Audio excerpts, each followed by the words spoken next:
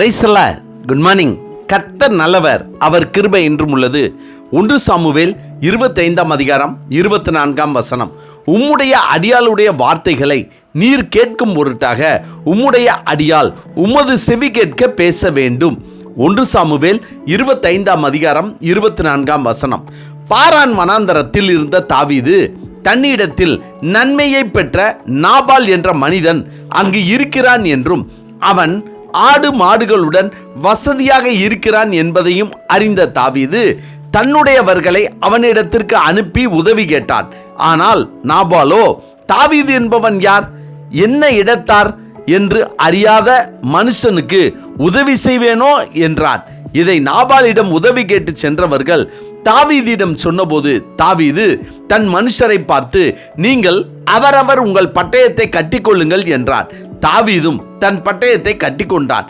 ஏறக்குறைய 400 பேர் தாவீதுக்கு பின் சென்று புறப்பட்டு போனார்கள். இதை நாபாலின் வேலைக்காரர்கள் நாபாலின் மனைவி அபிகாயிலிடம், நமக்கு நன்மை செய்தவர்களுக்கு உன் கணவன் தீமை செய்து விட்டான், எனவே நிச்சயமாய் ஒரு பொல்லாப்பு நமக்கு வர இருக்கிறது என்று நடந்தவைகளை விவரித்து சொன்னார்கள். அப்பொழுது அபிகாயில் தீவிரமாய் சில உணவுப் பொருட்களை எடுத்துக்கொண்டு கழுதையின் மேல் ஏற்றி தன் வேலைக்காரர்களுடன் தாவீதை சந்திக்க அவனுக்கு எதிர்கொண்டு போனாள்.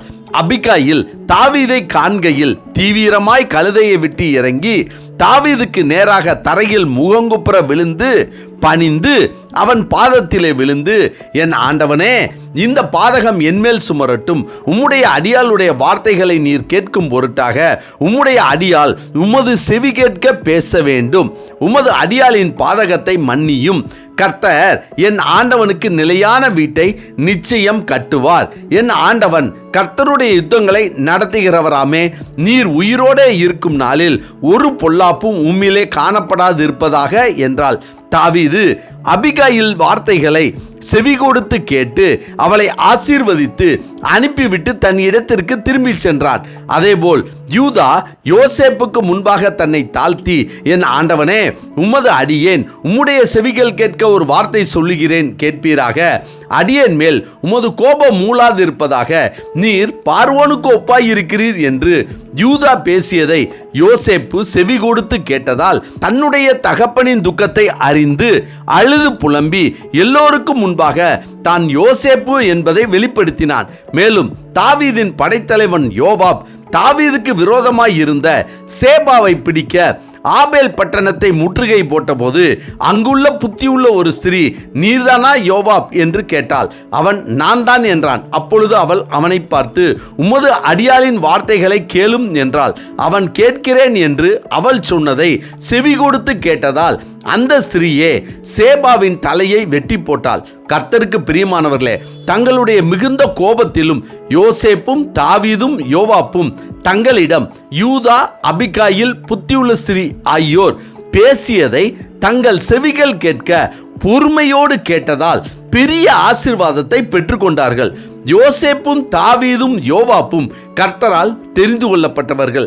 எனவே கர்த்தரால் தெரிந்து கொள்ளப்பட்டவர்கள், அவரால் அபிஷேகம் பண்ணப்பட்டவர்கள், என்ன கோபம், வருத்தம், சிக்கல் இருந்தாலும் மற்றவர்கள் கூறுவதை பொறுமையுடன் கேட்டால் பெரிய ஆசீர்வாதத்தை பெற்றுக்கொள்ளலாம். ஆமென்.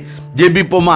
சர்வ வல்லமை உள்ள சேனைகளின் தேவனாகிய கர்த்தாவே, உம்மால் தெரிந்து கொள்ளப்பட்டு அழைக்கப்பட்டு அபிஷேகம் பண்ணப்பட்ட நாங்கள் எந்த சூழ்நிலையிலும் என்ன கோபம், வருத்தம், சிக்கல் இருந்தாலும் மற்றவர்கள் கூறுவதை பொறுமையுடன் கேட்டு பெரிய ஆசீர்வாதத்தை பெற்றுக்கொள்ளக்கூடிய கிருபைகளை கர்த்தர் எங்களுக்கு தரும்படியாய் நாங்கள் ஜெபிக்கிறோம். கர்த்தாவே, இந்த நாளை நீர் எங்களுக்கு கொடுத்ததற்காய் நன்றி.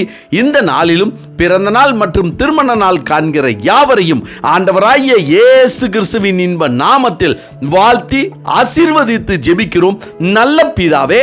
ஆமேன், ஆமேன். கர்த்தர் நல்லவர், அவர் கிருபை இன்று முழுவதும் நம்மோடு கூட இருப்பதாக. ஆமென்.